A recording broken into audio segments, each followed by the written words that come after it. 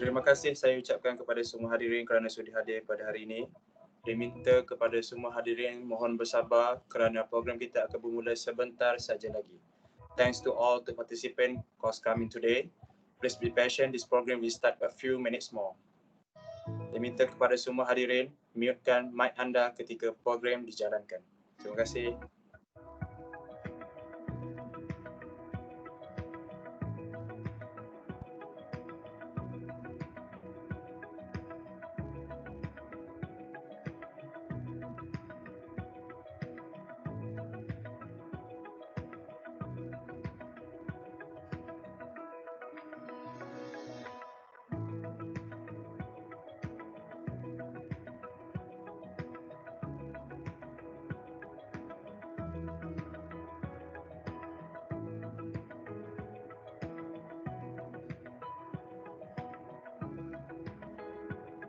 Diminta kepada semua hadirin untuk bersabar kerana program kita akan bermula sekarang. Terima kasih kepada semua hadirin yang sudi hadir. Program kita akan bermula sekarang. Please mute your mic and give me attention. Right? Thank you to all.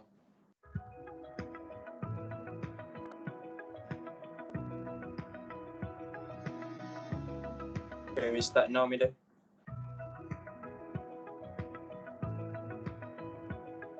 Ketiga lah kan sebab you invite orang ketiga kan. 2 more minutes. But you can make the preparation, right? Alright, thank you, Mida.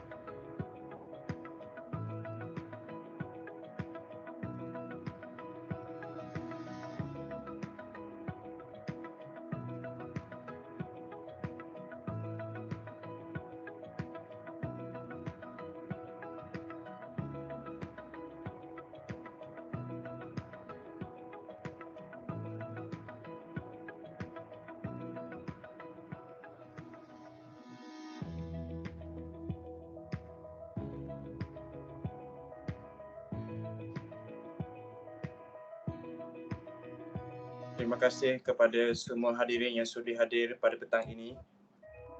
Program kita akan bermula sebentar saja lagi. Thanks to all participants who's coming today. This program will start a few minutes more.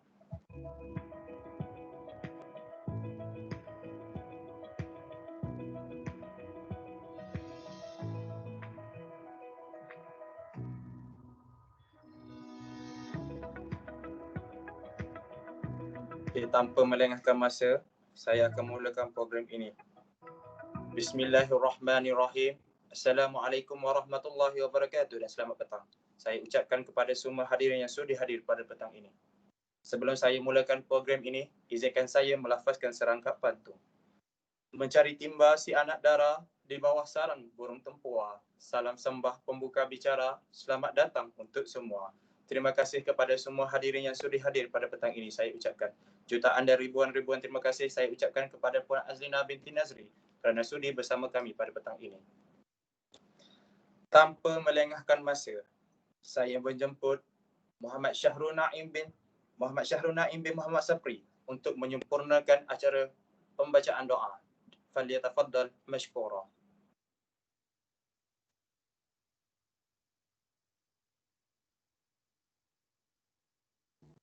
Al-Fatihah.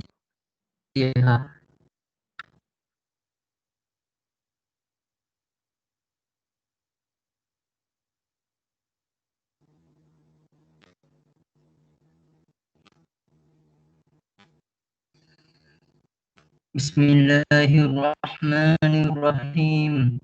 Bismillahirrahmanirrahim. Bismillahirrahmanirrahim. Bismillahirrahmanirrahim.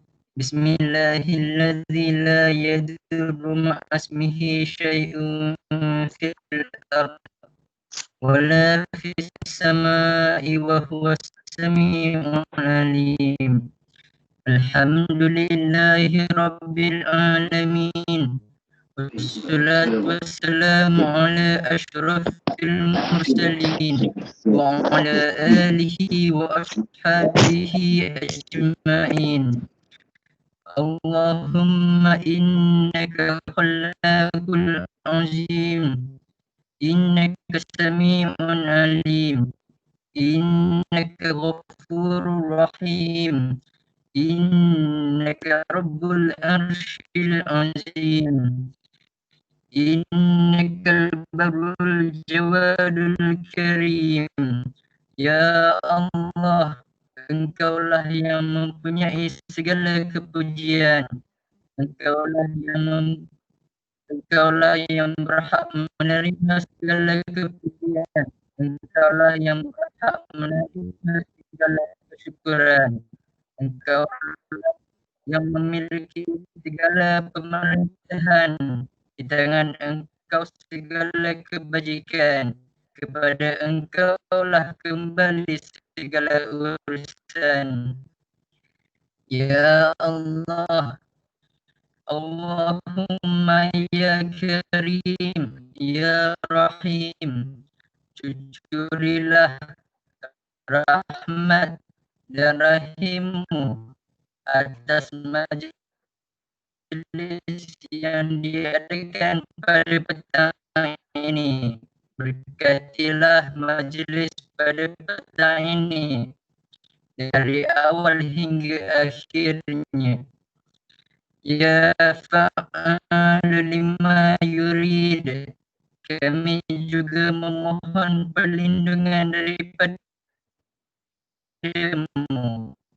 dari segala perkara yang boleh mencatat celakan majlis kami dan daripada segala perkara yang melalaikan kami dari berbuat taat kepadamu jua kami serah segala urusan kami, ya Allah. Rabbana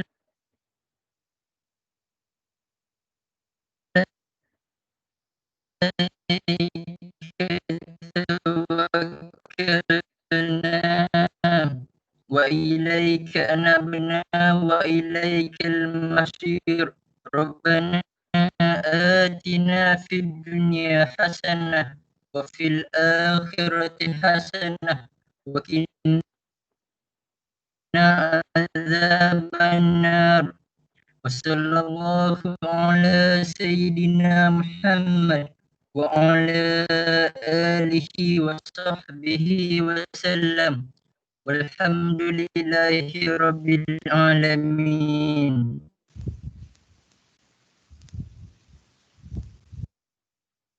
Amin amin ya rabbal alamin. Terima kasih kepada saudara Muhammad Syahrul Naim bin Muhammad Sapri. Minta maaf atas kesulitan itu sebentar tadi.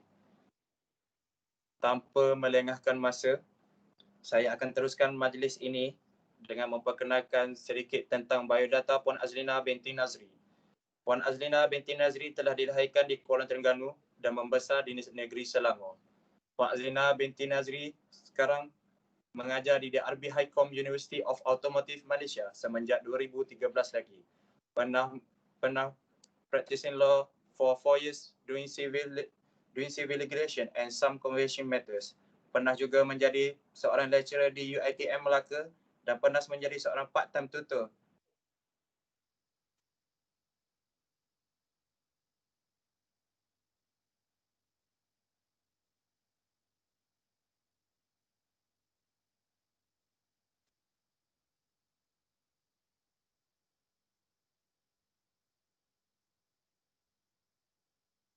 Zul, termute tu Zul. Sorry. Tadi sampai mana?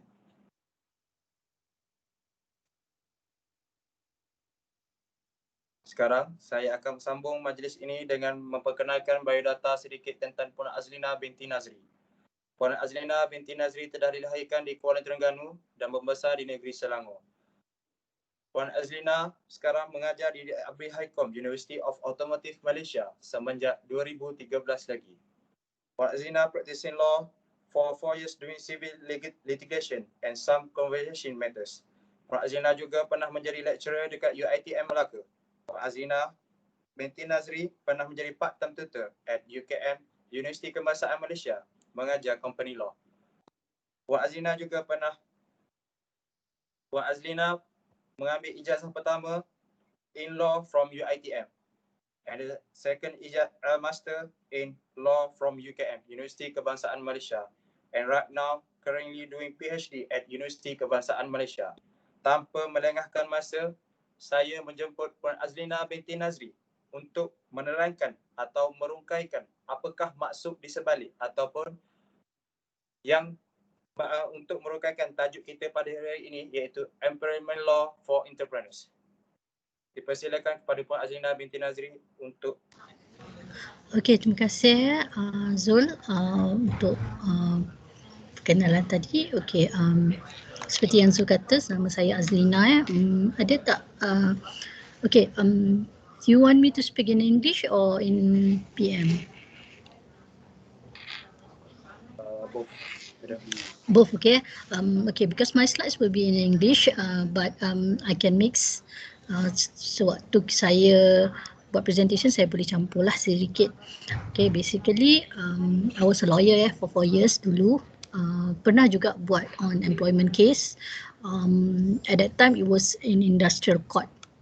I also have matters which is in high court jugalah tentang perkara employment sewaktu saya masih practice dahulu. Alright, basically this is a very basic actually for you all to know. Okay, today mostly I'm going to talk about Employment Act. So inshallah I'm going to share my slides. Okay, do I have anybody from outside DRBU? Ada tak orang luar?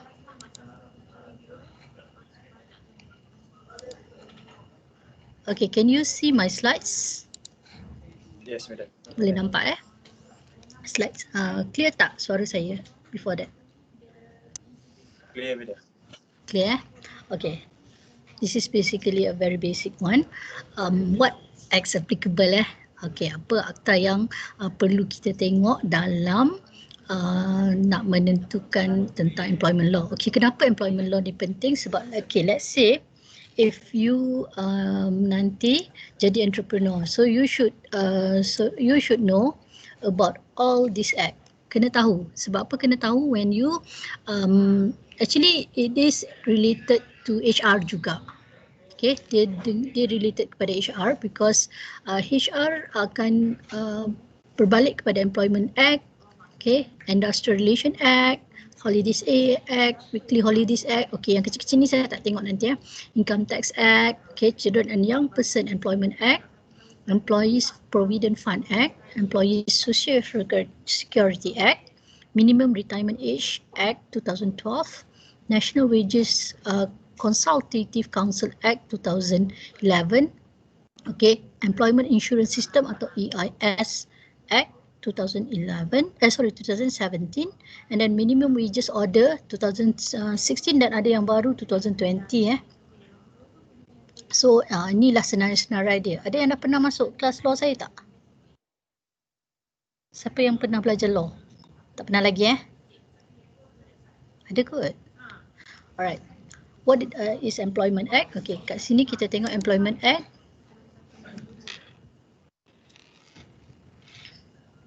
Okay, maaf. Okay, Employment Act ni applicable kepada siapa? Siapa tahu? Ada orang tahu tak?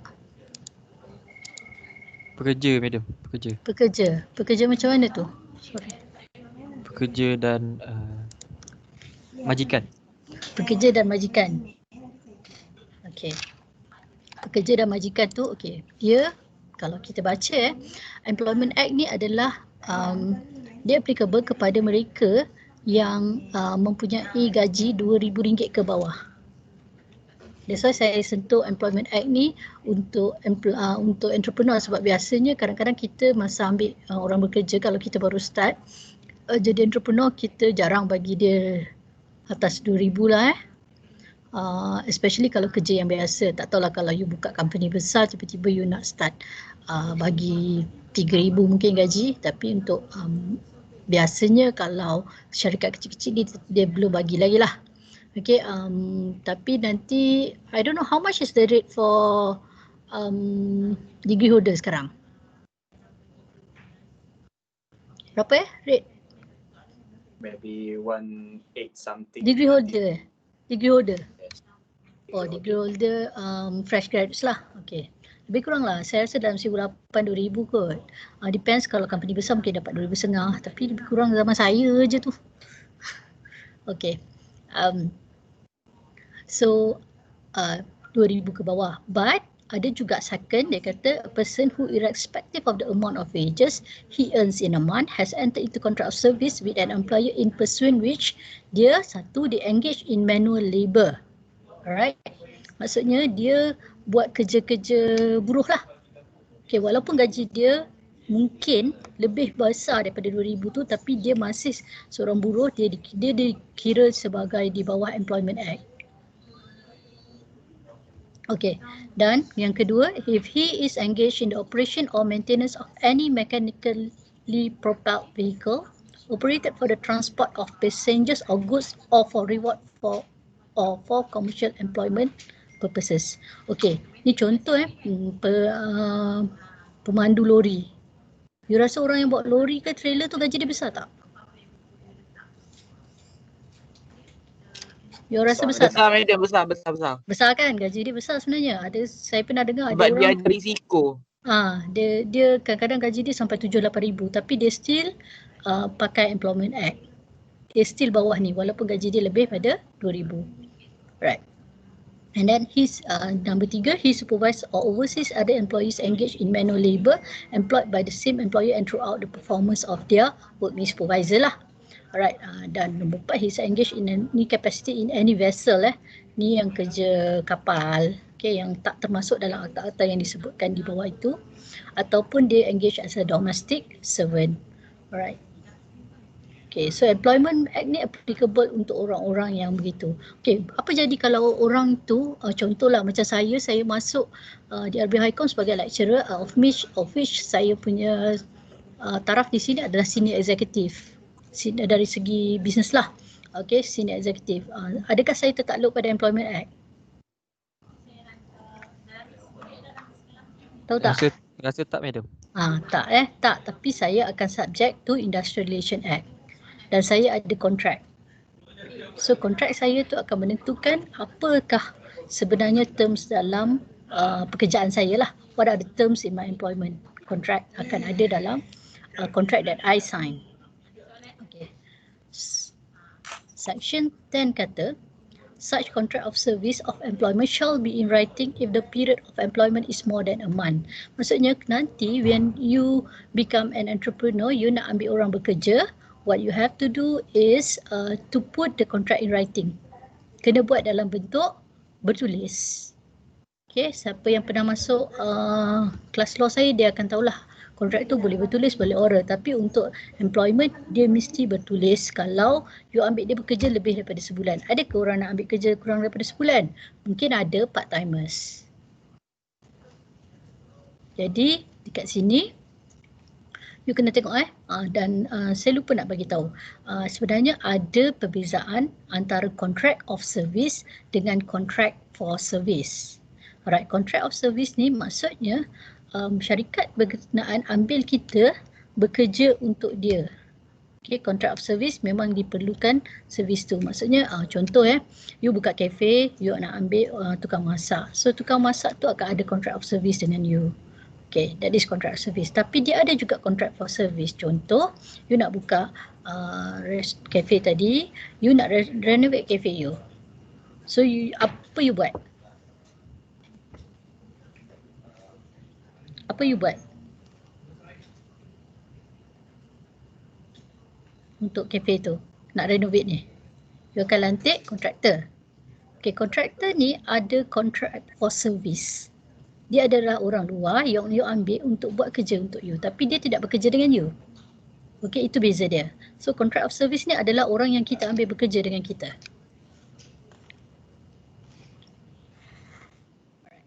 Seterusnya kita akan masuk gaji. Berapa gaji sekarang? Gaji minimum.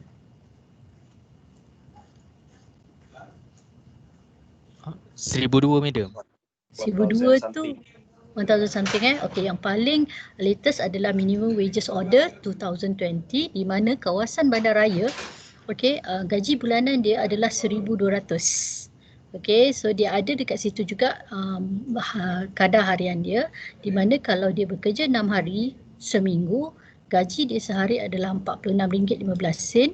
Kalau dia kerja 5 hari seminggu, gaji dia RM55.38. Dan kalau dia kerja selama 4 hari seminggu, RM69.23. So setiap jam gaji dia mesti RM5.77. Ini untuk kita kira contoh mungkin dia tak kerja full day. Jadi kita kira balik. Okay, untuk kawasan bukan bandaraya, you nak check kawasan bandaraya ni, you tengok dekat minimum wages order ni lah. Dekat minimum wages order ni memang ada cakap kat situ. Dia akan sebut contoh Johor Bahru kawasan bandaraya, Kuala Lumpur kawasan bandaraya, Selangor, Petaling Jaya kawasan bandaraya. Dia akan ada benda tu. So kalau kawasan bukan bandaraya, contohlah Pekan ni, dia bukan bandaraya sebab dia majlis daerah. So gaji bulanan minimum adalah 1,100. Kenapa ada beza? You rasa kenapa ada beza? Sara hidup madam.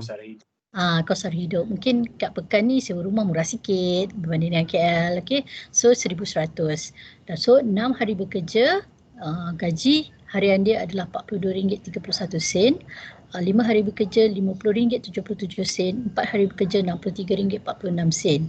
Right, dan setiap jam gaji adalah RM5.29. Okay, ini kita boleh tengok lah. So you sebagai entrepreneur nanti you kena ambil tahu. Mungkin waktu you buka cafe ke buka perniagaan nanti, dia akan ada minimum wages order yang baru pula. Sebab previously it was 2017, 2016, so 2020 ada pula lagi sekali. So macam mana? Bila you sepatutnya bayar gaji, kita tengok dekat section 19 Employment Act mengatakan employer kena bayar pada setiap 7 hari bulan, sebelum 7 hari bulan. Okay, paling lewatlah 7 hari bulan. Alright, so depending on the employment contract, wage period will normally be 1 month. Okay, biasanya sebulan. So biasanya katalah kalau you start kerja 15 hari bulan 1 contohnya. Okay, biasanya company kita dia akan bayar before 7 hari bulan untuk next year. Tapi dia akan prorate lah. Kalau bulan pertama tu, nanti bulan kedua baru full. Okay, itu cara dia kira. Alright. Macam mana kita nak bayar gaji? Okay, gaji ni boleh bayar melalui transaksi bank Ini section 25. Ataupun dia boleh jadi cek ataupun duit. Okay, duit cash. Tapi bila duit cash ni, you kena ada bukti slip gaji ke apa yang dia sign sewaktu dia ambil duit. Kenapa? Sebab dalam undang-undang ni, apa-apa pun you kena bukti. Kalau you tak bagi apa-apa, you bagi cash, dia boleh kata you tak bayar gaji dia. Okay, that means you boleh bagi cash tapi dengan syarat dia kena sign lah. Mengatakan bahawa dia dah menerima sejumlah duit dia banyak ni. Okay, itu tak ada masalah. Okay, ada soalan tak setakat ni? Madam nak tanya, Ya. contoh ada kedai ni dia bayar gaji guna duit tapi dia tak bagi slip gaji. Tak boleh. By right tak boleh. Bukan tak boleh apa. Nanti bila ada masalah, macam mana nak buktikan? Macam mana dia nak buktikan dia dah bayar gaji atau dia tak bayar gaji? Boleh tak pekerja tu cakap, tak adalah dia tak bagi gaji saya. Sebenarnya dia ambil dah gaji tu.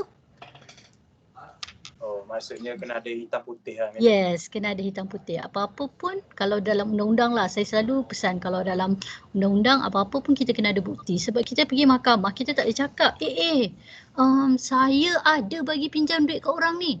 Tapi nanti judge akan tanya, you bagi duit apa bukti you bagi duit kat dia? Ada tak transaksi bank? Ada tak apa-apa? Jadi you kena buktikan benda tu. Okay? Okay, ada soalan lain? Tak ada? Tanya. Kalau waktu saya lecture ni, kalau skop nak tanya sebab takut bila last nanti terlupa pula kan nak tanya soalan. Okay, ada lagi nak tanya soalan apa-apa? Tak ada Saya teruskan dulu kalau ada mungkin boleh tanya kemudian nantilah. Alright, the next thing kita tengok hours of work. Boleh tak you suruh orang kerja dari pagi sampai malam atau sampai esok pula? Tak boleh. Tak boleh, madam. Tak boleh sebab kita ada undang-undang. So kita tengok dekat section 16A, dia kata employee shall not be required under contract of service to work more than 5 consecutive hours without a period of leisure of not less than 30 minutes.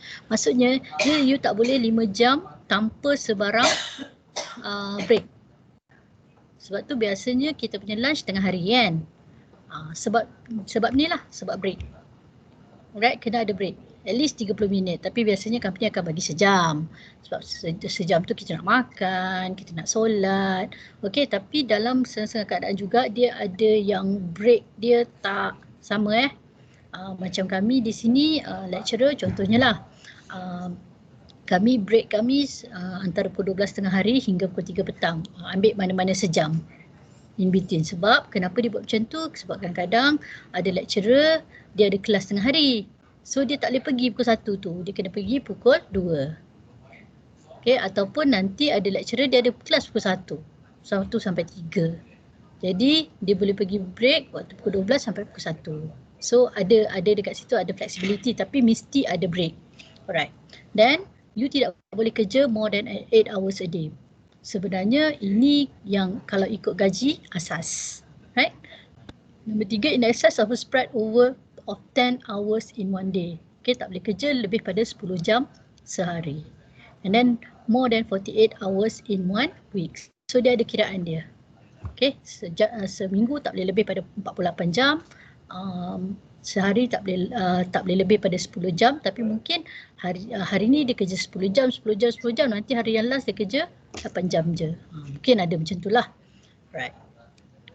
Dan Section 59 of Employment Act juga mengatakan setiap minggu kena ada satu rest day. Okay, so nanti jadi entrepreneur jangan pula suruh pekerja you kerja berapa? 7 hari seminggu. Tak boleh So dia kena ada, at least seminggu tu kena ada satu one paid rest day.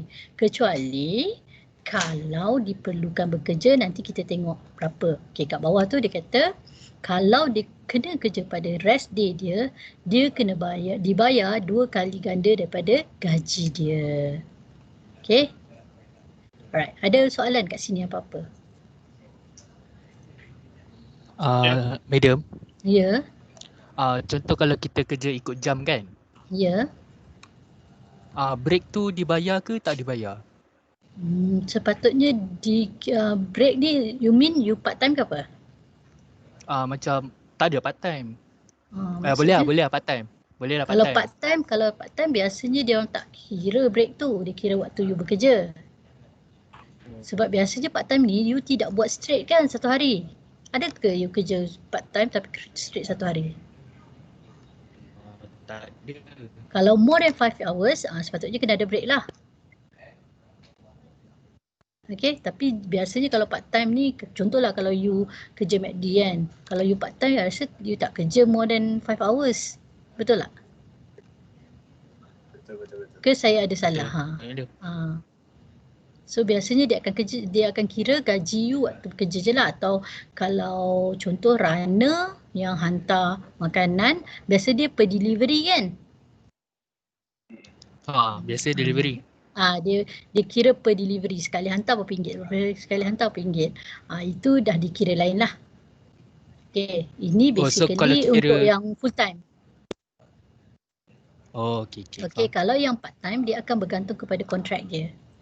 You kena tengok kontrak dia.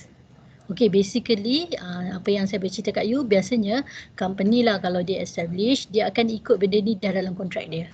Memang you kena sign kontrak tapi dia akan ikut lah. Okay. Ada apa-apa soalan lagi? Masih. Boleh. So ini penting ya. Soalan. Ya. Untuk yang rest day tu kan? Kira macam rest day tu kira macam cuti mingguan ataupun yang cuti yang mingguan. umum. Cuti mingguan. Cuti umum nanti.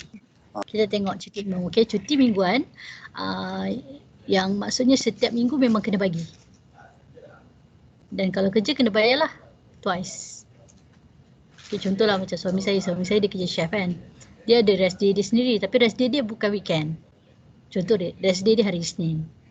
Tapi ada kala-kalanya dia kendaki bekerja pada hari Isnin tu. So dia orang kena bayar lah. Double of his salary. Okay. Alright. Ni kita cakap pasal overtime pula. Kalau you diperlukan untuk bekerja atau you memerlukan pekerja you untuk bekerja lebih pada normal hours. Alright. Yang kita panggil sebagai overtime. Overtime ni biasanya dia non-exec ke bawah je yang boleh claim. Kalau di ADRB ni prosedur dia orang yang bukan eksekutif saja yang boleh claim. Yang eksekutif dia tak boleh claim. Okay. So apa yang jadi adalah dia punya total ni berapa dia bayar adalah 1.5 kali ganda daripada hourly rate dia. Contoh sejam you kerja gaji you RM8. So kalau you buat overtime jadi berapa? Sejam. Berapa? RM8. Tiga kali ganda. 3 kali ganda 1.5. 17 something kan? 17 something. RM8 sejam. RM12 lah sejam. Macam mana kira ni? Okay. So di sini dia akan kira macam tu. Okay. Kalau macam mana dia nak kira ordinary rate of pay tu? Biasanya monthly salary dia bagi 26. Itu standard. Yang kita guna adalah 26 hari. Okay. Kita nak tahu gaji harian dia berapa. Jadi gaji harian tu nanti dia bagi pula gaji jam dia berapa. Okay. Ada soalan kat sini? Tak ada Alright, tadi holidays and rest day. Kita nak tengok apa holiday. So dalam section 60D mengatakan bahawa setiap pekerja dia entitled untuk 11 hari public holidays Okay, tapi biasanya kat Malaysia tak ada masalah sebab kita punya cuti banyak. Macam-macam cuti kita ada. Okay. Tapi sepatutnya yang wajib dibagi adalah 11 hari. So yang paling wajib bagi 5 hari adalah satu National Day Hari Kemerdekaan, right? Birthday yang di-Pertuan Agong mesti bagi cuti. Ketiga adalah birthday ruler maksudnya sultan di negeri tersebut.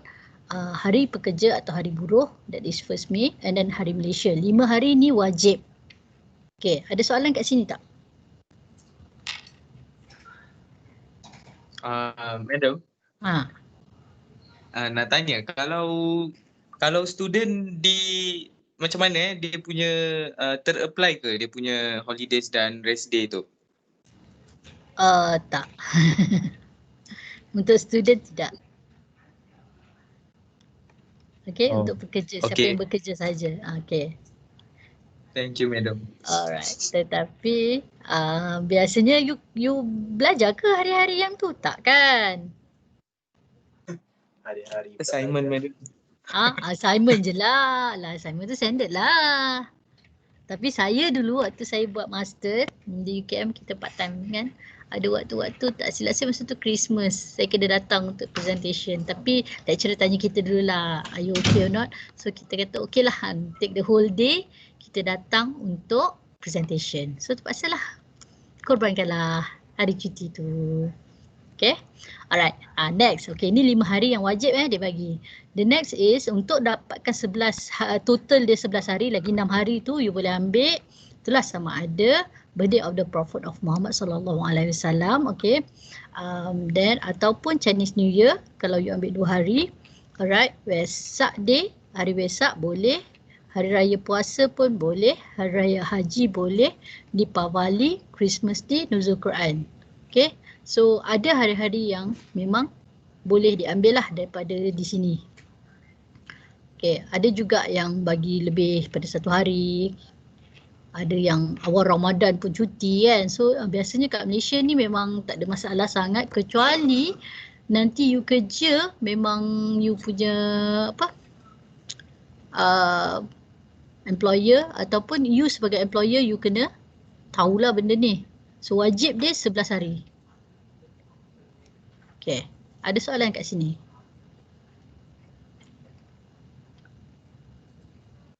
Okay, tak nak tanya ke berapa kali ganda kalau kena kerja?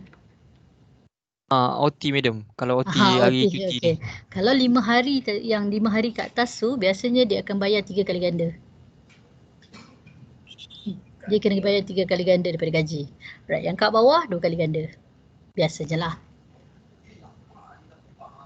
Faham, Tapi faham. yang dekat atas tu kalau ganti cuti 2 hari je. Okay. Alright.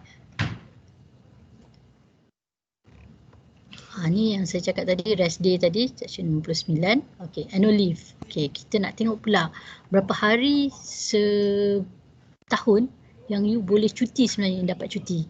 Okay, ni kadang-kadang ada masalah juga sebab saya pernah jugalah sampai di kerja kat McDonald's lepas tu, alamak tersebut pula. Okay, dia cuti tapi bos dia, mungkin bos dia tak tahu ke employment law. So apa yang jadi, ditolak gaji. Tapi sedangkan ikutnya dia layak untuk bercuti. Dia tak pernah ambil cuti. Alright. So apa yang kita tengok, okay, paid annual leave lah, maksudnya cuti bergaji yang kena diberikan kepada pekerja. Alright. Untuk orang yang kerja kurang daripada 2 tahun, okay, contohlah you ambil pekerja tu baru kerja dengan you 3 bulan. Alright.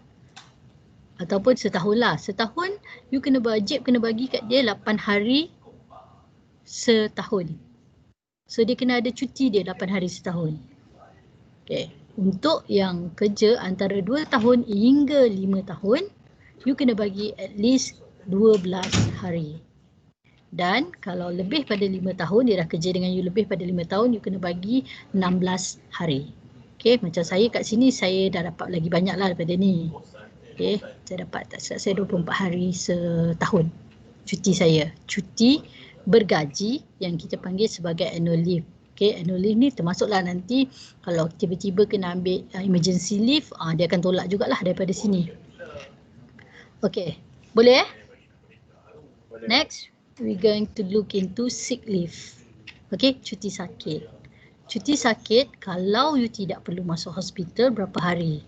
Setiap tahun kalau you kerja bawah 2 tahun ataupun you akan orang yang bekerja dengan you bawah 2 tahun, you kena bagi 14 hari. Okay, MC lah maksudnya. Right.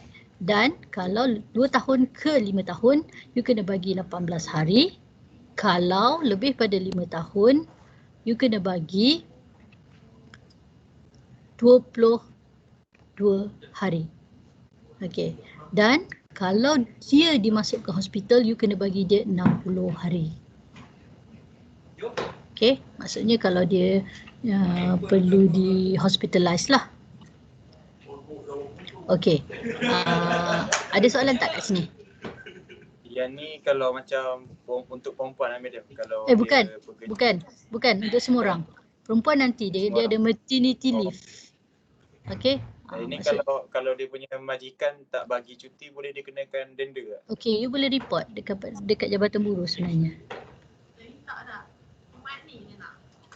Okay, tapi it depends on any contract juga yang you sign. You kena tengok contract you. Tapi biasanya kalau company tu dia memang tahu benda ni, dia akan buat kontrak tu ikut benda ni. Biasanya lah. Tapi macam saya di sini, saya dapat lebih pada ni. Contoh saya punya MC, saya boleh ambil sampai 30 hari. Kalau hospitalization, 3 bulan. 3 bulan paid leave So biasanya company dia akan ambil tinggi sikit kalau company yang established lah. Cuma jangan Itu macam cuti bersalin apa semua madam. Cuti bersalin nanti kita tengok. Alright, ni cuti bersalin Section 37 1A kata every female employee shall be entitled to maternity leave for a period not less than 60 consecutive day, 60 hari Okay. Lepas tu of each employment and confinement and subject to dispatch, she shall be entitled to receive from employer maternity allowance. Okay, maternity allowance ni kalau tak ada gaji. Tapi biasanya dia dah bayar gaji. So gaji tu dia kira sebagai maternity allowance. Okay.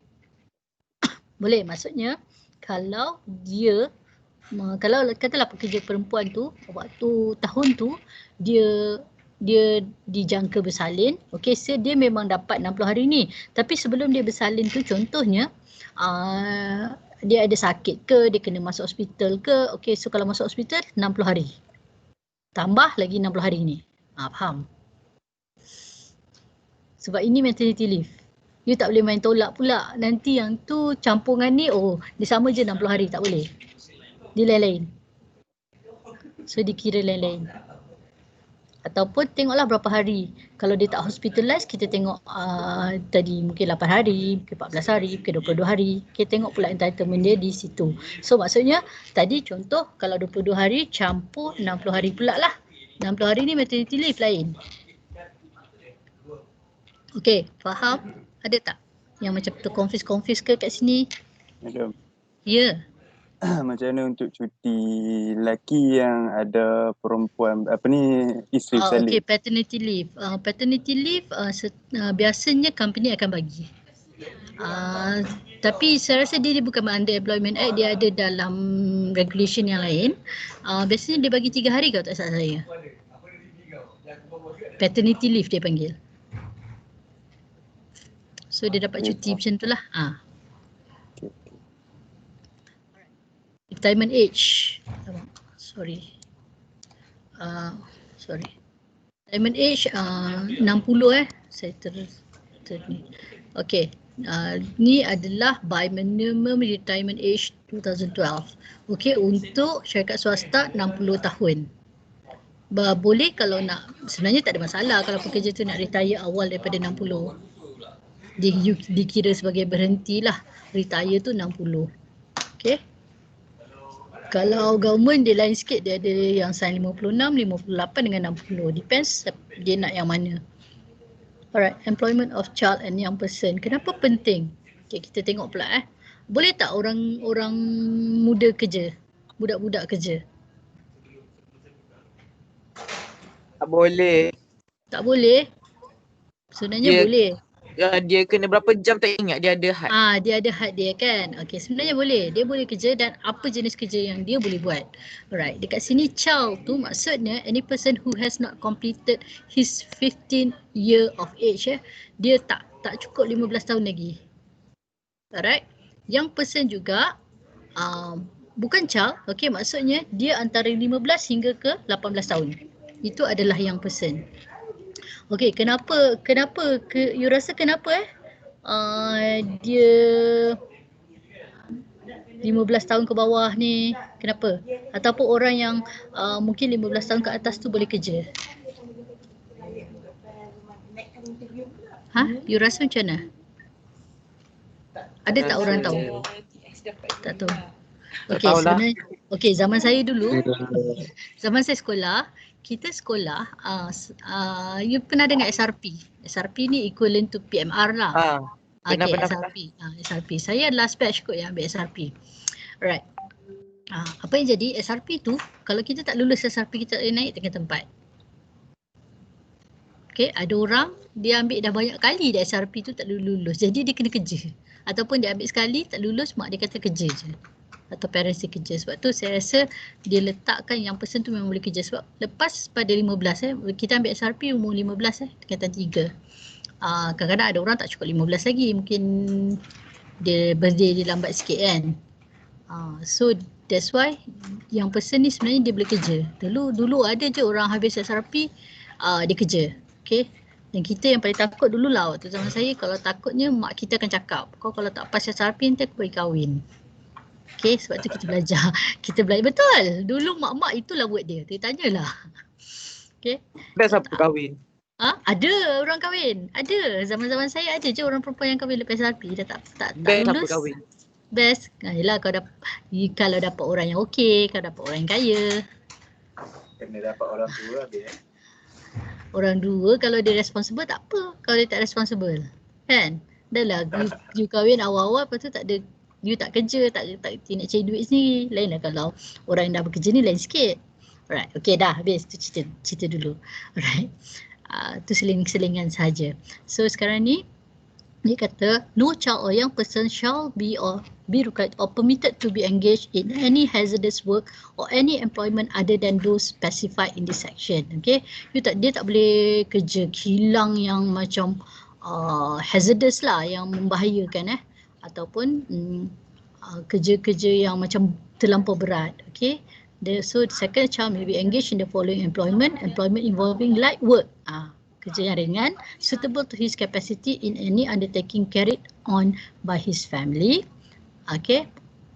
Ataupun employment in any public entertainment in accordance with the terms and condition of a license grant in that behalf under this act. Ada dalam akta ni ada. Tapi saya tak sentuh lah in detail. Nanti you boleh check. Kalau nak check Employment Act, Child Employment Act ni. Alright. Okay, apa yang dia boleh kerja adalah suitable to his capacity, kerja yang ringan tadi. Employment as a domestic servant, pembantu-pembantu kat rumah. Alright, employment in any office, shop, alright, including hotel, bars, restaurant, godown, factory, workshop, store, boarding house, theatre, cinema, club or association. Sebab tu kadang-kadang ada je kan orang yang belajar, lepas tu at the same time part time dia kerja. Ada tak you all, antara you all? Ada madam, ada. Ada kan? Boleh je sebenarnya kerja. Mungkin masa you kerja tu you tak cukup lagi 18 kan? Kadang-kadang habis SPM kita tak cukup lagi 18 kan? SPM habis 17 kan? So sementara tunggu SPM kita kerja. Okay, so you are considered as young person. Right, employment in any vessel under personal charge of his parent or guardian, provided that no female person may be engaged in any employment in hotel, bars, restaurant, boarding house or clubs unless such an establishment under the management or control of a parent or guardian. Okay, itu adalah employment to young person and child lah. Okay, berapa hari dia boleh kerja? Dia cakap dia tak boleh engage any employment in any period of 7 consecutive days or permitted to work for more than 6 days. Right, maksudnya you boleh kerja tak boleh lebih pada 6 hari. And then no working hours between 8 o'clock in the evening and 7 o'clock in the morning. Okay, tak boleh kerja shift malam. And then tak boleh kerja lebih pada 3 jam tanpa ada rest. Tadi orang tua 5 jam kan, 5 jam kena ada rest at least 30 minutes. Tapi budak-budak 3 hours mesti ada rest 30 minutes. Right? Atau you tidak boleh kerja lebih pada 6 jam. Tadi siapa yang cakap dengan saya kena ada limit kan. So 6 jam ni tak boleh. Because dia sekarang ni dia anak-anak ni atau orang muda ni perlu pergi ke sekolah. So macam mana you boleh kerja more than 6 hours kalau you perlu pergi sekolah. Alright. And then to commence for any day without having had a period of not less than 14 consecutive hours free from work. Tu kena tengok Maksudnya in between dia kerja, dia kena ada 14 jam untuk dia berehat. Ataupun buatlah pergi sekolah ke apa ke 14 jam, lepas tu baru dia boleh kerja balik. Alright, next. Okay, ada soalan tadi tak pasal bekerja? Sebab kadang-kadang ada entrepreneur dia mungkin nak kerja,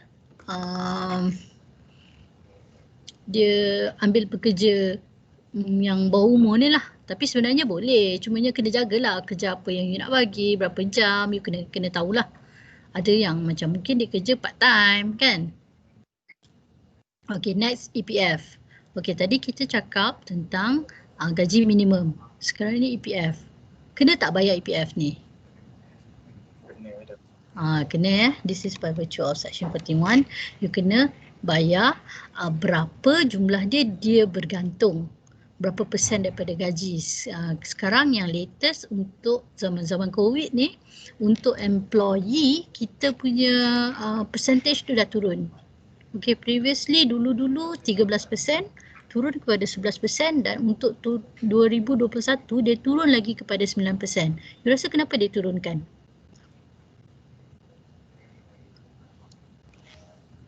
Why is it the change? Sebab nak kurangkan penolakan gaji. Kenapa dia nak kurangkan penolakan gaji? Sebab sekarang kan susah nak cari duit, betul lah. Okay, sebab dia nak orang membeli. Faham tak? Siapa yang bekerja ni dia nak orang tu spend duit. Bila orang spend duit, ekonomi tu akan bergerak. Kalau orang tak spend duit, ekonomi tak bergerak. Back to ekonomi punya sistem lah sebenarnya. Okay, that's how dia nak naik. Sebenarnya dia nak naikkan balik ekonomi. Bila nak naikkan ekonomi, dia kena suruh orang yang mampu untuk berbelanja. Sebab sekarang ni kalau you perasan, orang berjimat-jimat. Even untuk saya pun, saya cuba elakkan apa-apa perbelanjaan yang tak perlu. Okay. Right. Ada soalan? So dia bergantung kepada berapa persen. Kita boleh tengok dekat third schedule ataupun apa-apa rules atau regulation yang dikeluarkan oleh government. Dia akan keluarkan dari masa ke semasa. So sebab tu saya cakap dia tak fix lah. So untuk 2021 untuk employee kita ada 9%. So employer dia bergantung pada berapa tahun kita kerja dekat situ. Okay, boleh tengok dekat third schedule. So nanti kalau you jadi entrepreneur or you jadi boss, you kena tengok benda ni. Lepas tu bila you dah ambil duit orang tu, you jangan pula tak pergi bayar. You dah tolak gaji dia tapi you tak bayar dekat EPF. Kalau dia check, dia report, you kena. Okay, faham? Dan bila EPF ni dia ada employee punya bahagian, dia ada employer punya bahagian. Employer adalah yang you kena bayar. So you tak boleh ambil daripada gaji dia untuk bayar bahagian you. Tak boleh. So itu salah. So apa yang jadi, dia ada offense dan you boleh dikenakan 6 tahun penjara penjara tak lebih 6 tahun dan boleh denda RM20,000 atau kedua-duanya sekali kalau you salah kat sini. Okey, ada soalan tentang kat sini tak? So bila you ambil pekerja, what you have to do is to register dekat EPF. Madam. Ya. Ada ke pekerja yang tolak EPF ni? Macam contoh pekerja tu tak nak bayar. Dia macam tak nak EPF. Biasanya kalau dia bekerja tidak boleh. Tapi kalau you sendiri sebagai owner, you ada option. Okay. Contohnya kan you owner, you ada option sama ada you nak ke tak nak tolak EPF. Ada je kan macam kawan saya lah, contoh kawan saya dia ada firm sendiri, dia tak nak tolak EPF dan dia tak adalah EPF tu. Tapi dia boleh juga voluntary buat EPF untuk diri sendiri. Oh, so untuk employee kena lah? Kena, wajib. Okay. Kecuali part timer lah, part timer tu kadang-kadang lain. Tapi biasanya part timer pun ada yang dibayar juga. Depends macam mana kontrak dia. Berapa lama dia kerja, mungkin ada part timer dia kerja walaupun dia part time tapi dia kerja long hours. Ada orang dia kerja ataupun part timer tapi gaji dia bulanan. Kan? Tapi ada orang dia part time ni dia kerja kejap-kejap je. Macam dia rasa free, dia kerja. Dia rasa tak free, dia tak kerja. Alright, next is OXO. So, and all employees are to be insured.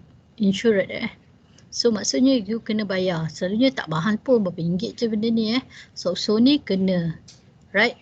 Dan you kena bayar. Okay, kenapa? Kalau you tak bayar, you kena punishable, fine not exceeding RM10,000 ataupun penjara 2 tahun. Right? So employer kena bayar bahagian ni. Alright.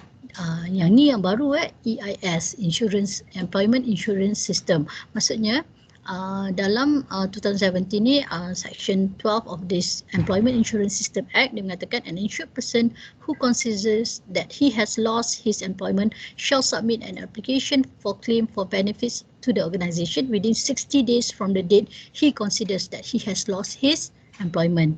Okay, maksudnya kalau you bayar kepada EIS ni, katakanlah tiba-tiba sekarang lah zaman COVID kan, ada company yang tutup, you diberhentikan kerja. So you boleh claim balik EIS ni daripada sistem ni dalam masa 60 hari. Okay, sorry. Dah habis. Saya tidak list down apa yang dalam EIS ni sebenarnya. Sebenarnya ada kadang-kadang tertentu yang mana you boleh claim, ada kadang-kadang yang you tidak boleh claim lah EIS. Tapi ni baru. Contohnya kalau siapa tahu sebelum ni dalam March yang lepas, even dekat di RBI High University kan ramai yang berhenti kan. Yang ambil VSS.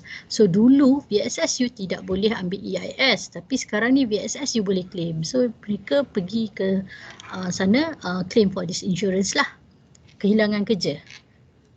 So untuk employer you kena buat juga bayaran untuk ni lah, supaya nanti kalau apa-apa jadi kepada employee you boleh claim.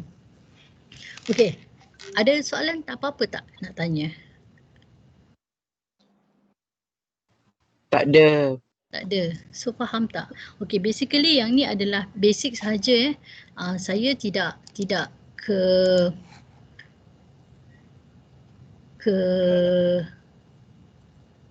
macam mana saya dah tak nak share. Stop sharing kat bawah. Stop sharing, tak jumpa pula dah. Tak apa madam, kami dah share ni dah. Okay. Okay, ada soalan tak apa-apa yang you nak tanya? Okay, basically this is very basic. So, kenapa basic saya ajar yang ni? Sebab nanti bila you nak masukkan dalam contract of service tu, masa mula-mula nak ambil orang bekerja kan, itu yang you kena tahu. Contohlah macam Datuk Azman dulu, dia cerita kan dia tak tahu benda ni. Dia kena tahu. So bila you nak ambil orang bekerja, you kena tahu. Even actually it's good for you as well. Kalau you bekerja nanti you tahu hak you. Okay, berapa hari you boleh claim untuk cuti, berapa hari MC. So kalau katalah bos you nanti tiba-tiba dia tak tahu kan, you tunjuk kat dia. Kat sini ada, dalam akta ni ada. So kadang-kadang tak semua bos tahu juga. Okay guys, kalau ada soalan boleh kemukakan. Sekarang kita dekat sesi soal jawab. Madam, nak tanya pasal gaji. Tak ingat nanti soalan, ya Allah.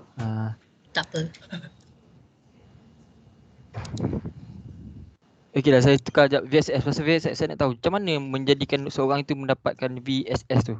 Okey, VSS tu dengan ayah saya dulu telekom, lepas tu dalam umur berapa muda lagi, lepas tu dia ambil VSS sebab company suruh ambil VSS. Jadi company suruh ambil? Kenapa perlu ambil biasanya, VSS ataupun kita nak ambil sendiri ke? Okey, kalau VSS ni dia offer. Sama ada kita nak ambil atau tak tu bergantung. Oh, offer. Okay, faham. Dia offer, faham tak? Jadi sometimes bila kita nampak mungkin ada orang kenapa dia ambil? Mungkin dia dah kira berapa dia dapat. Okay, kalau sebenarnya VSS ni dia ada kiraan dia. Contoh lagi lama dia kerja sebab dia kira per year of work tau. Okay, company tu nak bayar setiap tahun you bekerja tu berapa bulan gaji. So kalau you dah lama kerja, gaji you dah besar, umur you dah 50. Kalau saya pun saya akan ambil. Faham madam, faham. Jadi sebab dia berbaloi untuk you ambil. Mungkin bila kira-kira saya dapat dalam 300,000, 400,000. Okay, kalau umur saya 50. So saya ada 5 tahun lagi nak pencen 55 nak boleh keluarkan EPF. So siapa yang boleh plan, okay mungkin 300,000, 400,000 tu dia boleh survive dah. Okay, faham. Cuma tadi pasal gaji madam nak tanya. Kenapa Malaysia sekarang gaji minimum tu masih rendah? Macam masih agak rendah jugalah. Okay. Walaupun macam madam cakap tadi, zaman madam macam tu, zaman sekarang pun masih macam tu. Itu saya rasa sebab faktor ekonomi. Faktor ekonomi Malaysia sekarang lah. Ekonomi kita tak begitu merasakan. Okey, sebab saya dulu start sebagai lawyer, saya start gaji first saya pun saya tak silap saya 2,000 kot. 2,000 ke 1,800 macam tu lah, tak silap saya 2,000 dah. Saya start waktu tu saya start kerja tahun 2003. Lebih kurang sekarang pun. 17 tahun yang lepas lebih kurang lah gaji untuk fresh grad. Waktu zaman saya macam tu lah, tapi ada jugalah macam ex-roommate saya dia kerja dekat Petronas kot. Okay, so gaji dia starting pun dah 2,500. Petronas lah ya, betul lagi. Pada zaman tu bukan zaman sekarang So saya rasa zaman sekarang Petronas lagi besar lah kot gaji dia. Itulah harap lah. Tapi saya rasa sebab ekonomi dia agak lembab. Jadi dia orang pun tak bayar gaji yang besar lah untuk fresh grad.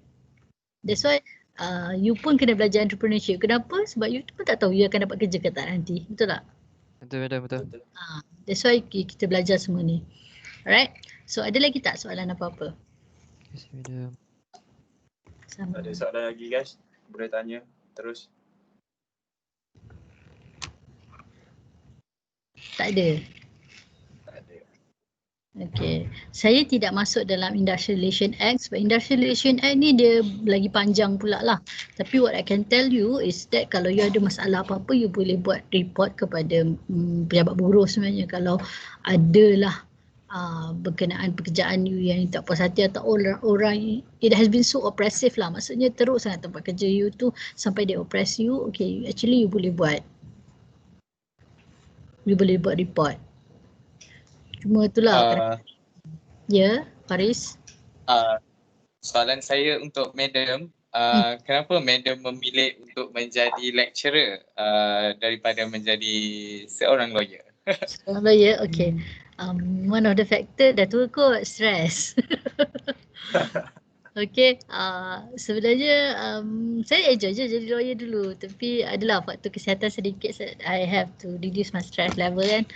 Jadi saya decide, mula sebenarnya saya tak suka mengajar ni, saya memang paling tak suka. Kalau orang tanya saya dulu, saya mesti jawab, saya nak jadi lawyer sebenarnya, saya nak jadi lawyer. Kalau orang tanya saya practicing lawyer, saya pernah duduk masa tu makan dengan Raja Aziz Adrus. Kalau dia dah arwah dah lah, tak ada dah. Tapi dia one of the prominent lawyers lah. Dia pernah tanya saya, dia cakap, girl, do you want to practice? Dia tanya saya. So I pun cakap yes. Dia cakap, wow, that's amazing answer from a lady lawyer, dia kata. Dia pernah cakap dengan saya macam tu. So memang saya dulu kalau orang tanya saya nak practice, saya tak nak practice, saya tak pernah pun nak jadi lecturer. Tapi bila sampai tahap tu, bila saya jadi lecturer, saya enjoy jugalah mengajar. Saya suka mengajar. Tapi kerja saya tak suka, nak cakap relax tak relax jugalah. Adalah stress dia juga. Cuma saya suka jumpa orang kot.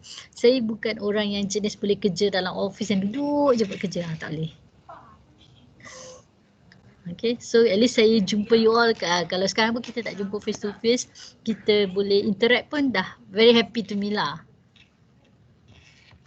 Okay, ada orang dibolehkan kerja diam-diam, duduk kat office, buat kerja. Jangan, saya bukan macam tu.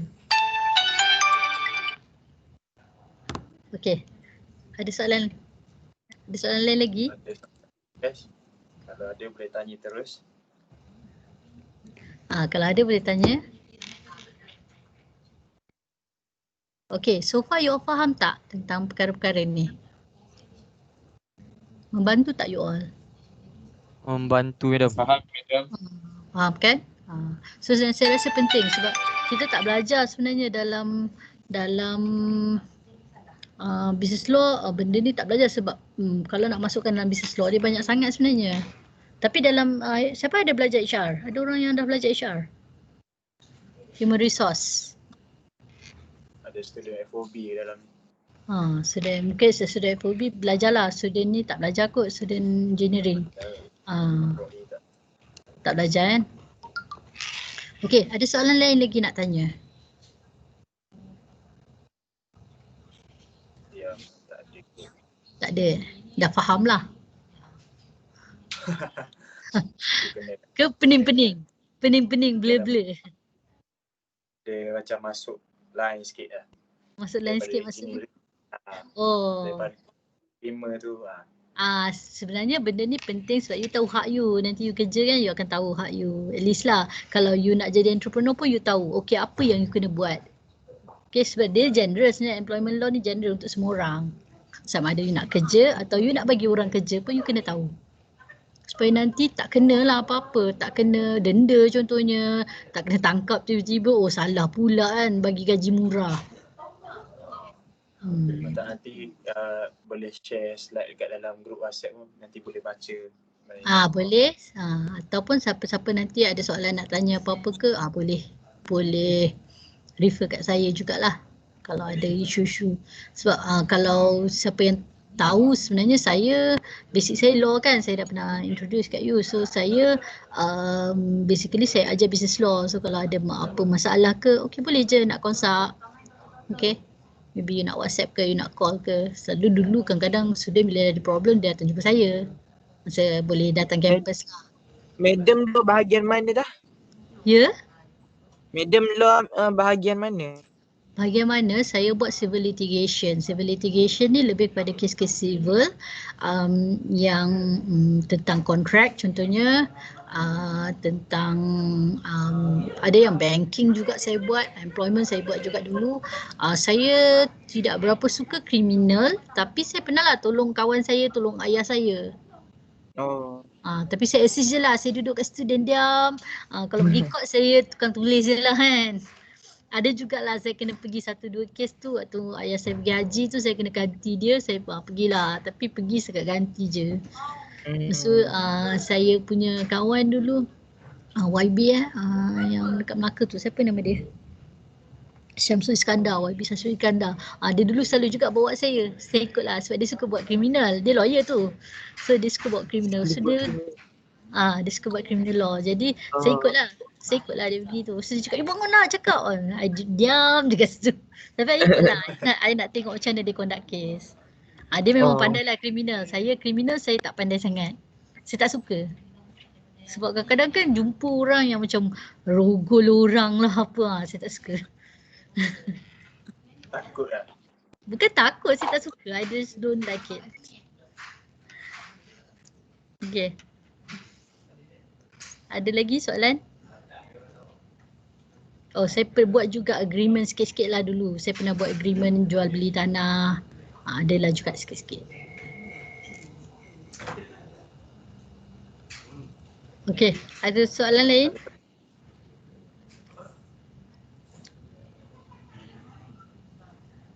Kalau tak ada. Kalau tak ada boleh tutup dah majlis rasanya. Kalau tak ada, setakat ini sajalah majlis kita pada petang ni. Terima kasih kepada Madam Azlina bin Nazri kerana berkongsi pengalaman dan menceritakan dan memberitahu apa itu maksud di sebalik tajuk tersebut. Yang mana kalau kita dapat tahu student from engineering memang tiada pengetahuan lah daripada segi ni sebab dia orang tak pernah belajar apa semua kan. So this is the first time for me and then I think for all pun maybe this first time. Okay, kalau tak ada apa-apa kita akhirilah majlis kita ni dengan sebelum tu saya berpantun dulu lah. Okay, di atas dahan burung tempua melihat rusa tepi peri dalam perpisahan untuk semua lain masa bersua lagi. Jadi kita akhiri majlis kita pada hari ini dengan tasbih kafarah dan suratul As.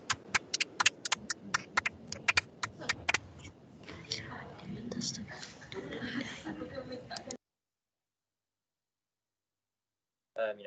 Terima kasih saya ucapkan kepada semua yang sudah hadir pada hari ini. Semoga majlis kita diberkati pada hari ini dan Terima kasih juga saya ucapkan jutaan dan ribuan terima kasih kepada Puan Azlina kerana sudi meluangkan masa pada hari ini. Terima kasih. Jangan lupa isi attendance ya guys yang akan dihantar dalam grup WhatsApp. Isi attendance korang dan akan diagihkan CJ melalui email. Okey, terima kasih juga kepada pihak tim yang berusaha untuk buat talk ni. I think saya suka cara you all buat talk lah. Daripada first group sampai sekarang pun tidak mengecewakan lah cara you conduct talk. Okay. So terima kasih banyak dan saya memang amazed lah dengan you all punya cara semua. Saya rasa ni last talk kita Madam, masa last talk madam. Last talk kan dah tak ada dah lepas ni. Sebab insyaAllah saya rasa banyak pengalaman yang you all boleh dapat, banyak pengetahuan daripada first talk tu kita banyak share kan. Sebab kalau you masuk kelas saya pun mungkin boring kan, kita tak belajar sebenarnya apa dunia luar tu, macam mana kat dunia luar tu. So saya rasa bagus untuk kita buat sharing session macam ni. Sebab kalau tidak nanti boring. Sebab kadang-kadang ada juga student cakap boring kelas ni, asyik belajar macam ni je kan. Especially saya rasa untuk engineering student yang tak berapa nak faham sangat lah kalau kita belajar teori je kan. Saya faham tu. Sebab bukan bidang kan. Okay. Betul. So saya harap cara saya kita buat talk macam ni mendekatkan lagi lah diri you, lebih memahami. Yes, dan orang daripada industri yang share dengan you. Okay, tak ada apa nak bil dah. Okay, setakat ni organizer you boleh tekan kat participants, dekat situ ada download attendance, boleh tak? Saya tak boleh buat tadi, saya dah try buat. Tekan kat participants, lepas tu ada 3 titik tu. Ada attendance kat situ. You boleh download je. Boleh tak? You kena buat sekarang. Kalau tidak nanti orang keluar, you tak dapat attendance je. Ashraf, Acap. Acap. At least kalau orang tak isi, you dapat juga attendance. Dekat participants kan? Okay. Kat participants tu. Madam nak tanya pasal subjek ni kan? Okay, Madam ada bagi pasal business plan punya tu kan? Kami adalah yang dah buat sikit-sikit. Cuma nak tanya hantar due date tu bila? Hantar due date bukan minggu depan ke? Minggu depan kan? Sebab tak yakin, takut salah tarikh kena minggu ke-10. Minggu ke-12 baru sedar. Jangan, sebabnya saya take time juga nak mark you punya tu sebab you ramai ni. Saya nak mark satu-satu, nanti saya nak masukkan, nanti carry mark tak ada. Sampai paling-paling pun hari Khamis minggu depan boleh madam? Hari Jumaat minggu depan pun boleh lagi. Okey, boleh. Bagi saya masa sikit untuk marking lah. Sebab kalau saya boleh je nak bagi you sampai akhir tu, tapi nanti takut you tak dapat lah markah. Lambat lah. Banyak kan madam? Sebab banyak. Faham. Okay, terima kasih madam. Okey, sama-sama. Okey, terima kasih juga kepada semua. Terima kasih madam. Terima kasih.